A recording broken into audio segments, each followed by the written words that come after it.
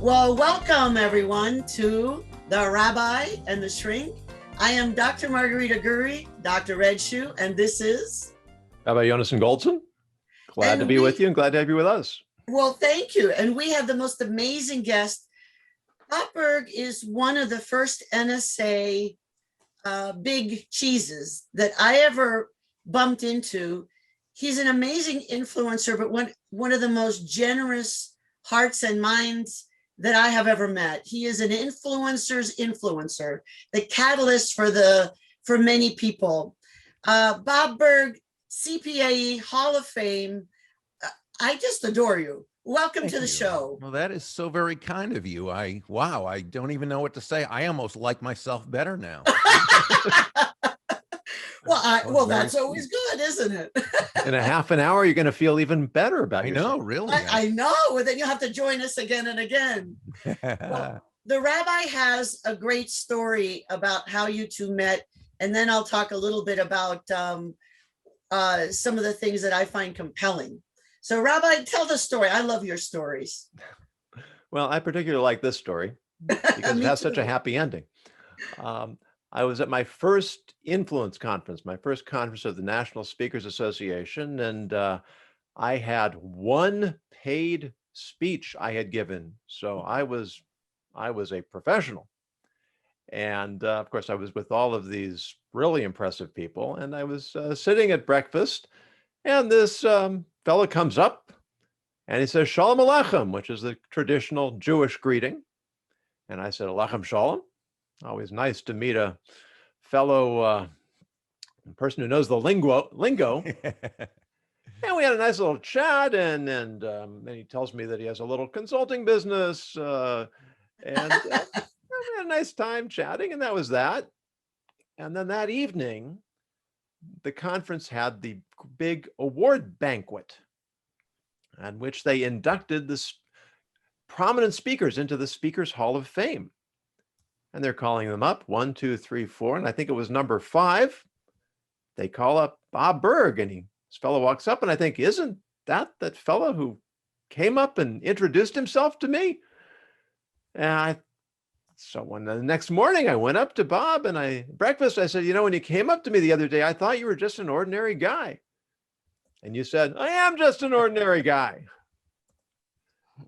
And I think that anybody who knows Bob Burg knows that he is an ordinary guy. And that's, for all his extraordinary accomplishments, he hasn't lost that common touch.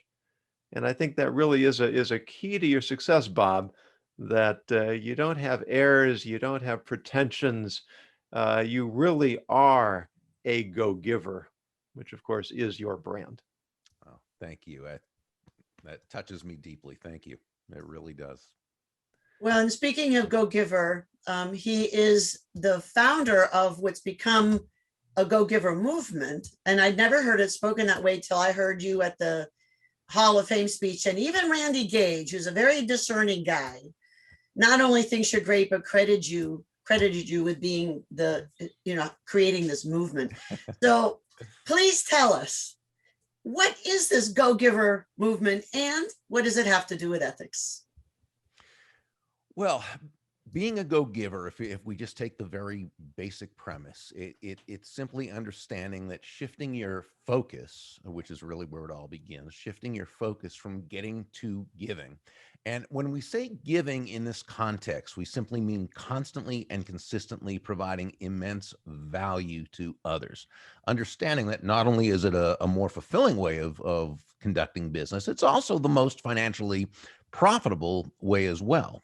And not for any kind of way out there, woo-woo, magical, mystical reasons or anything. It actually makes rational sense when you're that person who can take your focus off of yourself and place it onto helping others, discovering what they need, what they want, what they desire, helping them solve their challenges, helping bring them closer to happiness, if you will. People feel good about you. People want to get to know you. They like you. They trust you. They want to be in a relationship with you. They want to do business if that's appropriate, or they want to at least tell others about you, be your personal walking ambassador.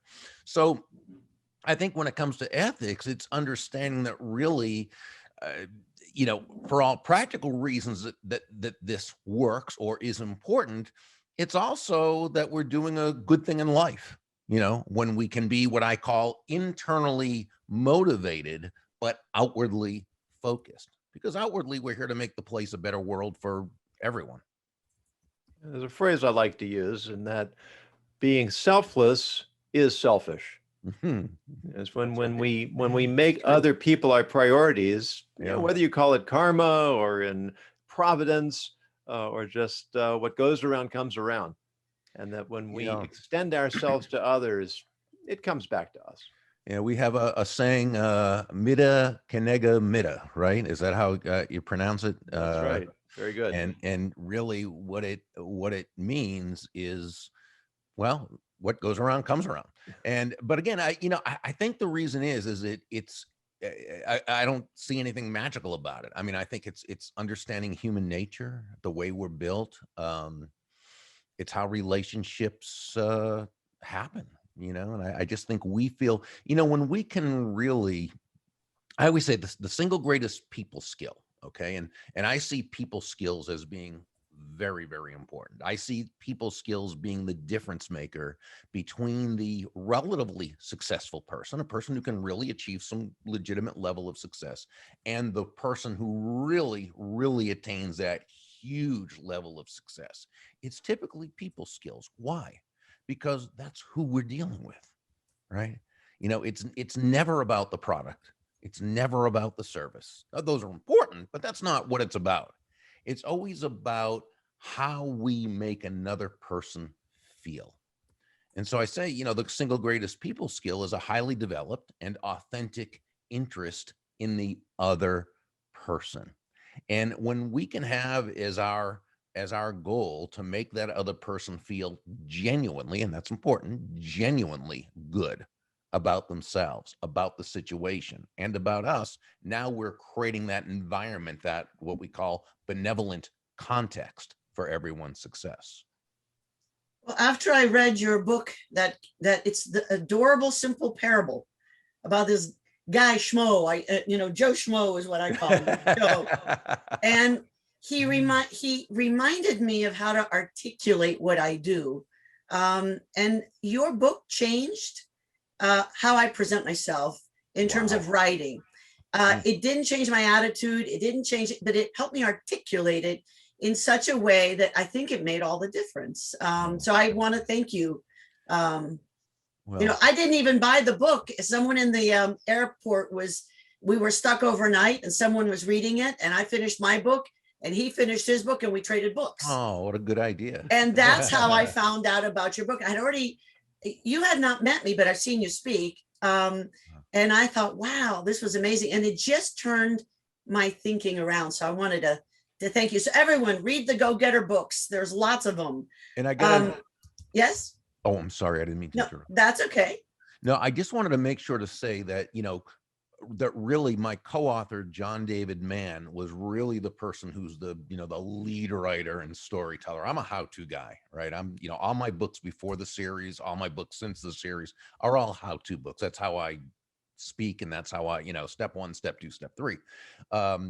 John is a pure, brilliant storyteller. So really, I always want to make sure people know this is not something I in any way just, kind of put together and wrote up a little. This was a real collaboration, but John was the real genius who made the story pop. Well, that's a great collaboration is. He did well, yeah. People with different skill sets complementing one another, whether it's in business, in marriage, in community, wherever you find it. But of course, coming from the Jewish tradition, our bread and butter is storytelling, whether it's biblical narrative or what are called midrashim, which are these allegorical stories, King Solomon's Proverbs. When you take an idea and you implant it in a story, then you make it so much more memorable, and you make it, you illustrate the point while you're making the point. There's actually a study that I read about a number of years ago that people who read literary fiction demonstrate more ethical sensitivity than people who read nonfiction. Isn't that because the story carries the message and implants it in us and stays with us so that we can actually live it after we learn it. Well, there's a saying, and I think this was from our sages, though it might be more modern. I'm not sure, but it's that words that come from the heart enter the heart. And I think when it comes to storytelling, and those were the old, and the people who used to do that, and I'm trying to think of what they were called. They were the Jewish storytellers who went from village to village, and I'm just not. There was even a book series. The term was Magid.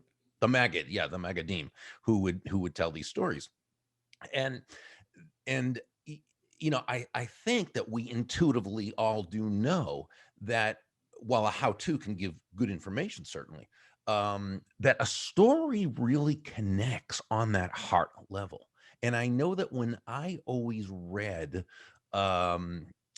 different parables, when I first started in sales, I started reading all the sales literature and all the great, and I loved all the sales books I got to read, but some of them were stories, whether it was Og Mandino's great books, and then you come up to the late 70s, early 80s, there was Doctors Blanchard and Johnson's 1 Minute series. And today we have great, Chris Widener and John Gordon and so many more. So I love reading parables. And when I do, I always feel a connection, right? I always feel a connection with the author. I feel a connection with the characters, and I feel a connection with the information itself on a way that goes so much deeper than in a how-to book. Yeah. And if we really want to have an impact on other people, it's not enough that we know our stuff. We need to know how to convey it to other people so that they can really take it to heart. And that's part of our responsibility. That's what makes a person an influencer. What a great I point. think that, Bob, that's what you and John Mann have done. It's interesting. When my mother first came from Cuba to Boston, she knew a family, the Mann family, and they had a son, Johnny Mann. So I don't know if it's the same one or not, but he was apparently adorable and brilliant and funny. Well, that sounds like my co-author, adorable, brilliant, and funny. I'm gonna have to let him know that. And that what part, because I know John actually, well, I know he lives in Western Massachusetts, he and Anna, but I don't know if he grew up in the Boston area. Now, what area did your mom come to in the Boston area? Do you happen to remember? I know that they lived near the hospital. My father went to Boston from Cuba to become a training analyst. So they had the psychiatric hospital. So I know it was near there. Yeah. Was that McLean? Do you know if that's where? I don't remember. I should look that up, shouldn't I? Okay. No, but McLean's in Belmont, which is just outside of Boston. And it's a very, very well-known psychiatric hospital. Yeah, I know that it was in a little town near Boston. Okay. They always called it Boston. Okay. Oh, exactly. Yeah, absolutely. So and it's a stone's throw from Boston. Absolutely. Right. So Yeah. that's interesting. So It's funny the connections that we have. Charlotte was saying it's a great book, and it aligns, your book's a great book and aligns with Adam Grant's findings that the most successful people are strategic givers. Well, And Adams, that's true. I don't mean to keep interrupting. I'm not an interrupter. I feel I've interrupted you twice now, and I don't mean to. I'm honored. Gosh, no, don't be honored. That's not nice. That's not nice. I'm sorry about that. Yeah, Adam's book, Give and Take, which was his first book. He's written several of them now. But Give and Take was it was really a magnificent look into 3 different types of people: givers, takers, and matchers. And how, the most so interesting, one of the first points in his book was that the most successful people were givers, but also the most unsuccessful people were givers, because it depended. Because people who are and this is why we say, when it comes to the go-giver, and because I'm asked this by people all the time, can you be taken advantage of? Is this in some of the questions that make sense when you first hear a title? And I say there's nothing congruent with being a go-giver and being a doormat or a martyr or self-sacrificial in any way. And it was interesting that Adam's book basically, came out and said that too. But his book is really magnificent. Where John's and my book is a parable, Adam's book, Give and Take, is a really deep dive into the whole psychology and such. So I highly recommend it. I thought your parable was a deep, deep dive as well. Oh, thank you. Yeah, for a parable, I guess. It impacted me, and in fact, the people in my security area, we had big discussion about it. Oh, thank you. It's fascinating. So, from reading this great mind, Bob Burg, I remember one of your great questions in terms of adding value is to ask somebody, where did you get your start? So, sir, where did you get your start? Well, mine was, I started out as a broadcaster, actually. You have the voice. Yeah, and they say I have a face for radio, a good face for radio. So, yeah, I had the voice, but I actually grew up in the greater Boston area. And the western suburbs. And I had a very, very thick Boston accent, which was not helpful at all, even when I was with the local station doing sports, right? Because park the car just doesn't cut it, on radio if you're going to be. So I took a course at I think it was Emerson College, where I learned how to speak more gooder. And and I got rid of most of the accent. It still actually to this day comes back sometimes, but mostly I got rid of it, which was a good thing, because my next stop was as a TV newscaster in Oklahoma, and a Boston accent definitely wasn't going to fit in well there.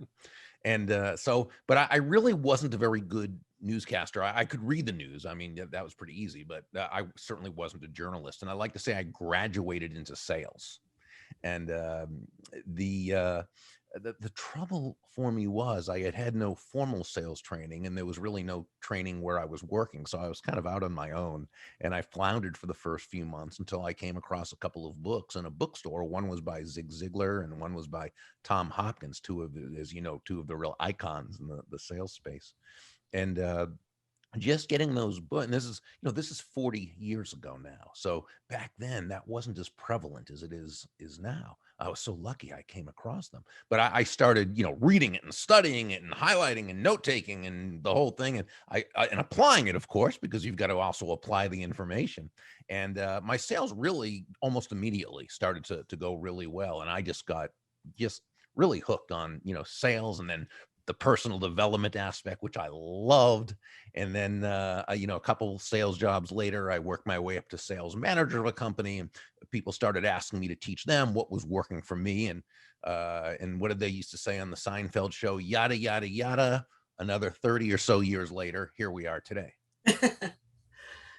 I don't remember seeing it in the book, but just interestingly, just a few weeks ago, I was looking for something to read, and I saw a book on the shelf I hadn't looked at in a long time. It was a collection of speeches from the 20th century, American speeches from the 20th century. It's one of those books you just flip through until you see something that catches your eye. Mm-hmm. And I come across the eulogy for Knute Rockne. Huh. And in this eulogy, I forget who was giving it. I think it was one of the deans of Notre Dame College. It says, Knute Rockne was not a go-getter. He was a go-giver. No way. I love so it. It wasn't in the book. I love it. And I thought, my goodness. Honored to know that. when you think about football, you don't really think about your message of giving or serving the other person. You think about a kind of draconian style of winner take all.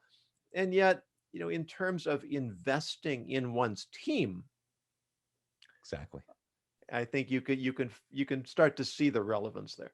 Yeah, well, he was a leader then, I guess, who, rather than the command and control that you get with so many coaches, as well as so many leaders, CEOs, and so forth, he was really one that believed in equipping, the people under him to be able to lead themselves, and to be able to lead others and so forth. So when you get those kind of people and you get those kind of coaches, it's really a boon. Well, and here we have you. So one of the things that the Rabbi and I have been talking to colleagues and clients, so many people are floundering in terms of connecting their message with clients, and some are making great new innovative programs, but they're not selling them. Some people are selling the old stuff. but not innovating.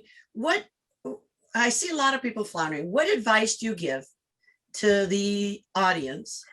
What can they do right now to connect better with their message, their value, and sales? I think it always comes back. I mean, the specifics are always different, of course, but the general principle always comes back to, are we focused on ourselves and what we want to have happen? Or are we focused on them and what they want to have happen? You know, I often, when I would speak at sales conferences, I would say, and I'd say this jokingly, not in a dogmatic fashion, but I'd say, you know, nobody's going to buy from you because you have a quota to meet. And we would all laugh because, of course, you know, we all know that nobody's going to buy from us because we have a quota to meet, or because we need the money, or even because we're a nice person. They're going to buy from you or from me or from anyone else because they believe they'll be better off by doing so than by not doing so, which is why the focus always must be on the value you're providing another human being. But here's the difficult part. And you know, you both know this, and I know many of your listeners and viewers do as well. As human beings, we all see the world from our very own unique viewpoints, our subjective beliefs, our belief systems.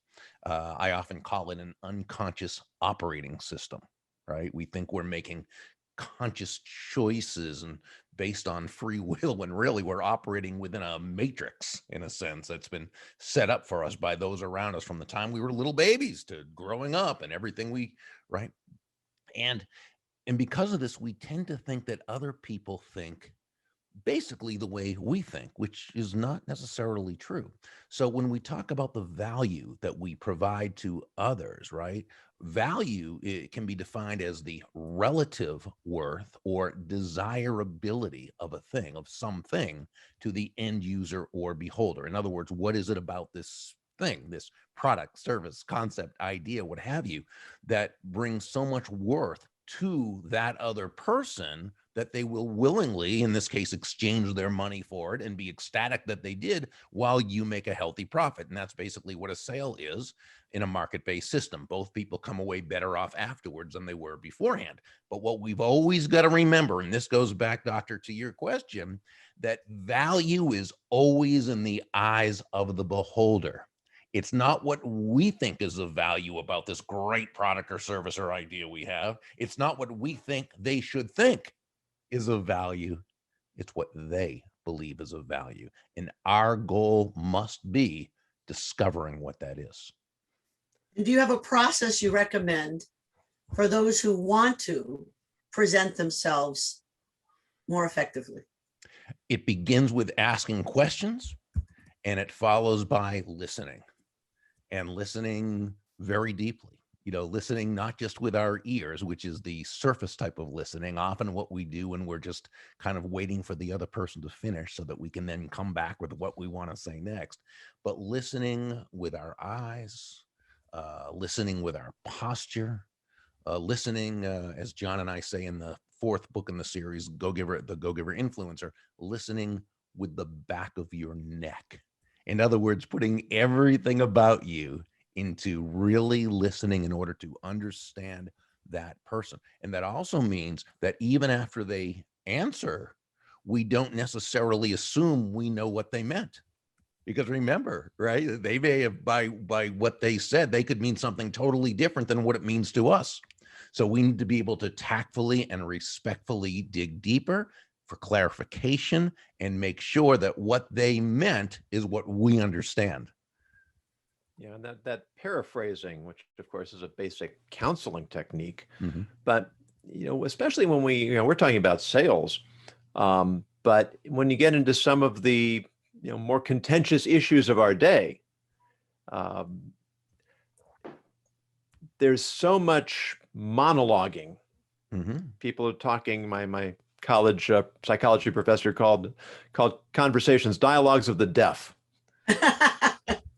Because people aren't talking to each other, they're just talking at each other, and they're leapfrogging over each other to continue with what they want to say. But to paraphrase, one, it shows you that I have been paying attention.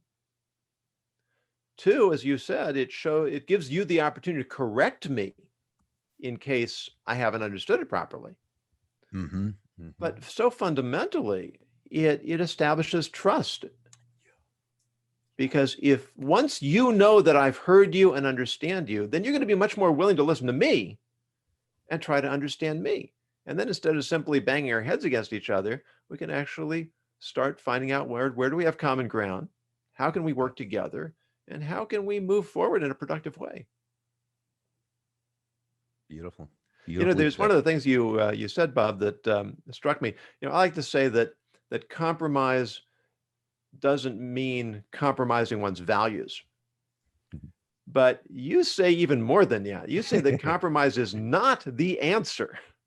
Well, we always say not the first answer. We would rather we would rather aim for collaboration, which we say is 1 + 1 = 3. Okay. Now, compromise certainly has its time and place.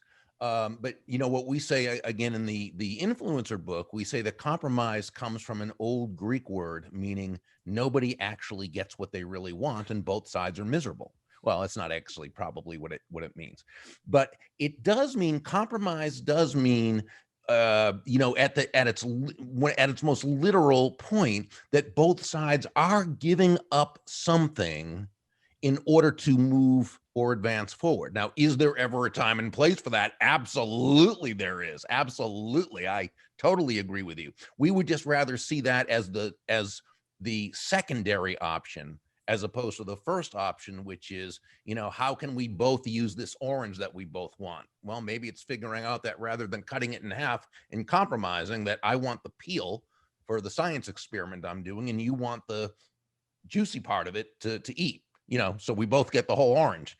So that's, so that's just it. But it's semantics too, but I think we both have the same idea that what we really want is to advance the process in such a way that people feel as good as they can about it.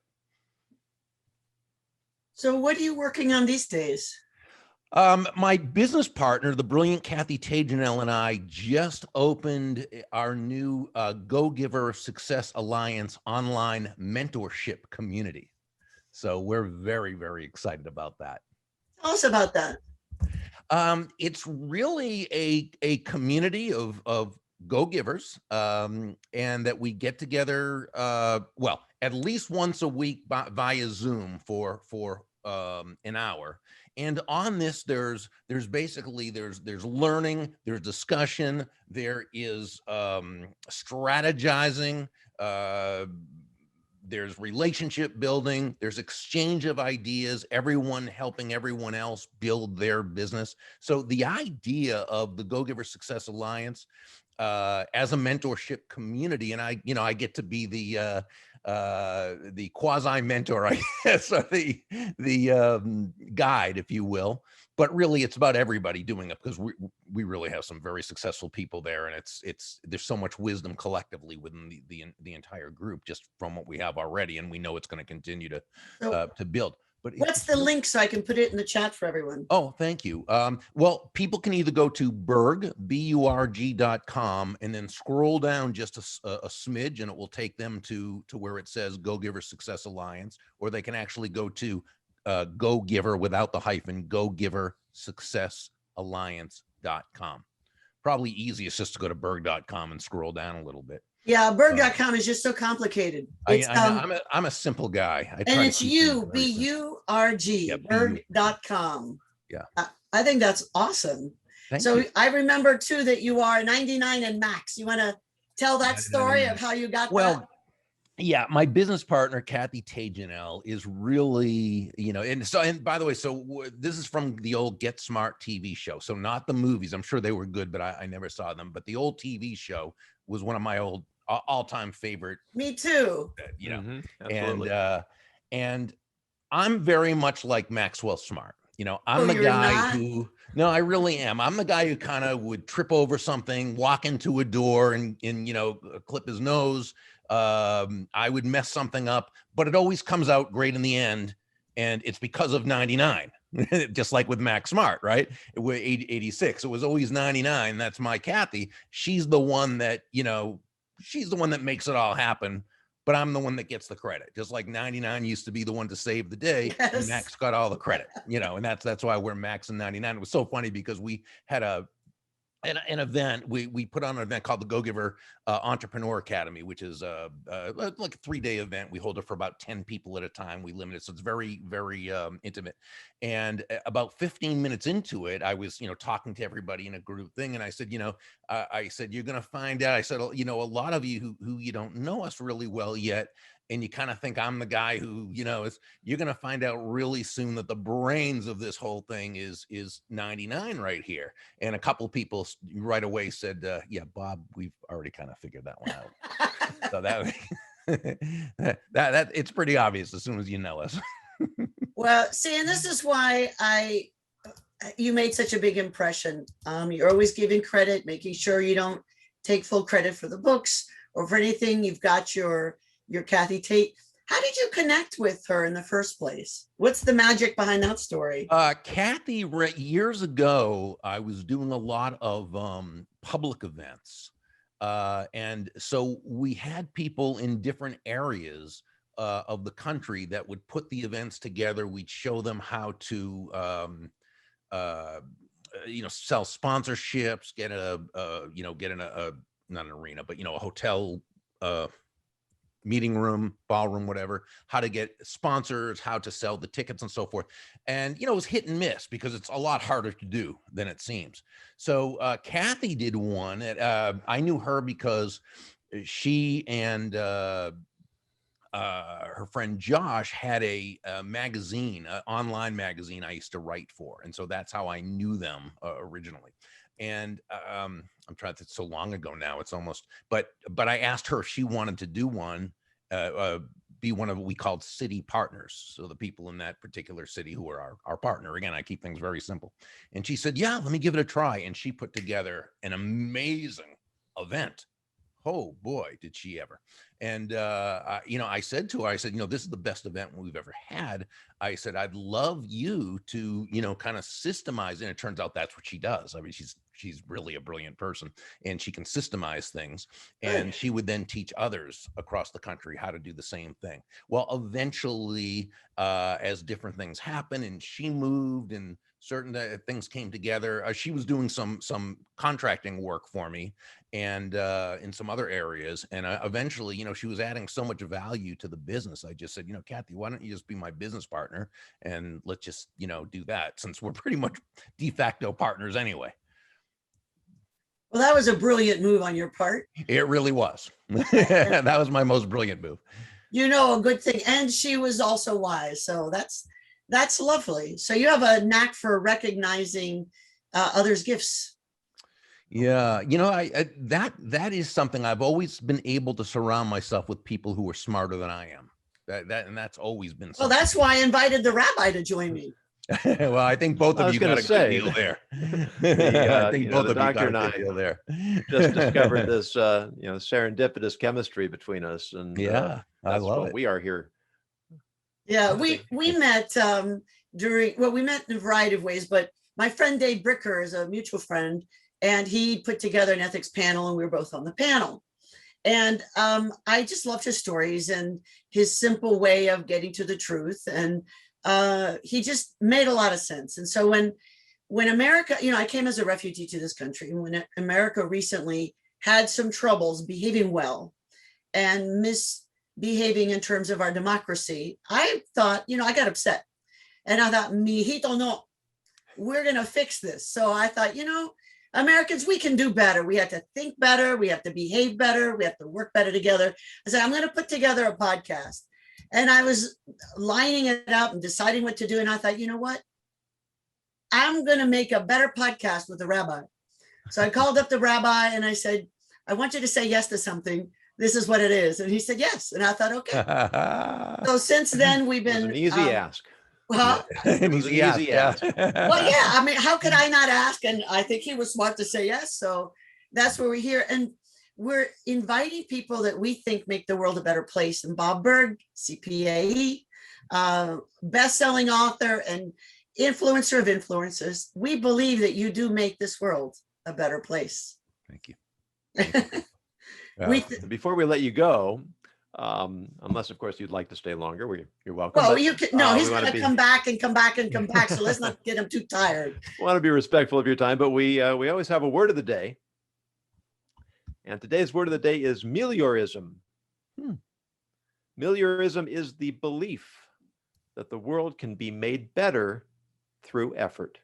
And we feel that fits very nicely with your mission and with ours. And that's what we're here to try to accomplish, to put in the effort and inspire other people to put in the effort, that together we can make the world a better place. Yeah, the Hishtadlus. And we do Exactly. believe that. So Bob Burg, you want to send us off with one last bit of wisdom? Well, it's a story I shared that night at NSA was a very meaningful story for me and I'll do a definite Reader's Digest version of it. But when a mentor from long ago suggested to me that if you want to do really well in business, he said, if you want to make a lot of money in sales, was what he said. He said, don't have making money as your target. Your target is serving others. Now, when you hit the target, he said, you'll get a reward, and that reward will come in the form of money, and you can do with that money whatever you choose. But never forget, the money is simply the reward for hitting the target. It isn't the target itself. Your target is serving others. And I think that when we can approach life, when we can approach our business relationships and our personal relationships and so forth from that premise, I think we're really 9 steps ahead of the game in a 10-step game. Wow. Beautiful.